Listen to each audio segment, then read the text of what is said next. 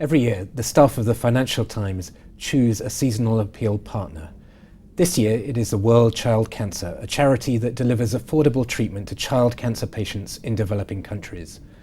Today, I'm joined by Tim Eden, Emeritus Professor of Paediatric Oncology at the University of Manchester and a patron of the charity.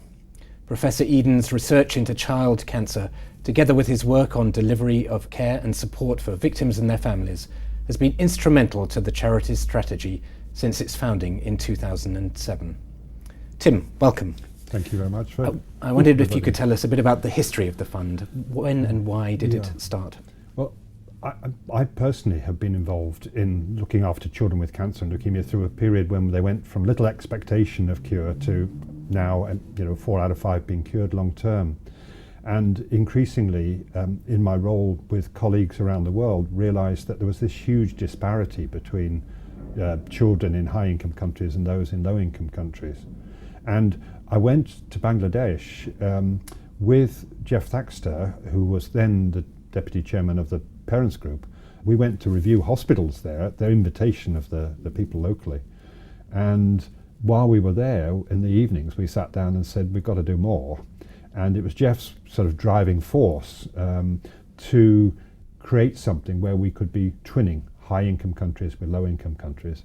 And that's how it sort of generated. Now, you notionally retired in 2008 and have since spent a lot of time travelling around the world visiting these centres. What are the biggest challenges that they face? Sadly, first of all, lack of awareness by the public and professions that children can get cancer. Secondly, I think that the overwhelming sort of poverty and therefore unaffordability, even of low-cost therapy. And then the coexisting infectious problems, particularly in Africa with malaria and chronic infections, that are actually divert people's attention away from any cancer that might be there. And then really the treatment being not affordable to people who live on under $1 or $2 a day. And given that funds are always limited in these situations, is it not better to spend the money on addressing more easily treatable conditions such as malnutrition or diarrhea or HIV? Well, of course it is. And I think $27 billion has been spent on the Gavi Alliance and has reduced infant and childhood mortality, 12 million down to 6.9 million over the last 20 years.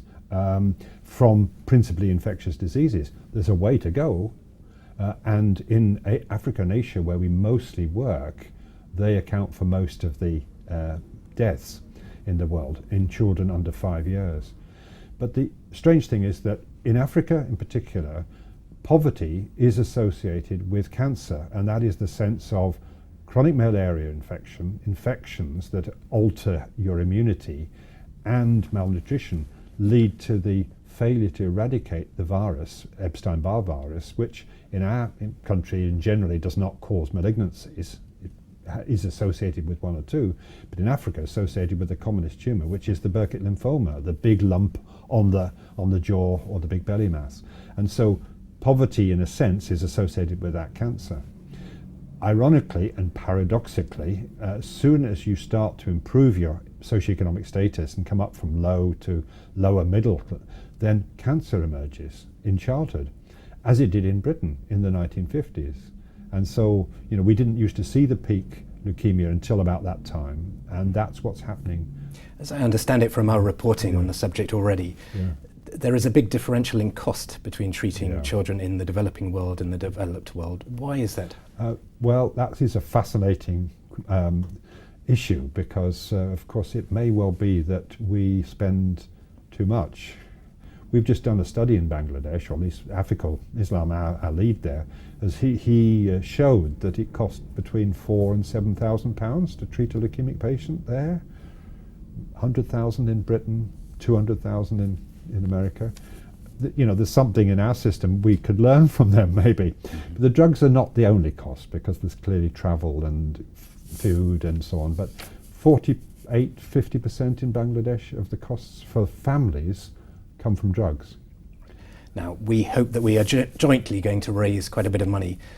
How will you spend that? What are the main priorities?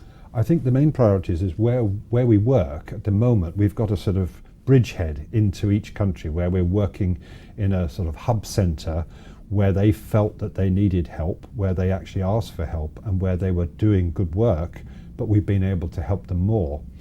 But in each country, we probably only see about a quarter to a third at most of the cases in the country.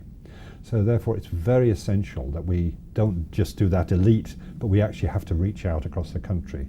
So the creation of satellite centres is very, very important. So it's building out across each country first, doing the best for all children in those countries, and then of course the next priority is to do work in more countries. Right. Thank you very much, Tim, and good luck with the appeal. Thank you very much indeed.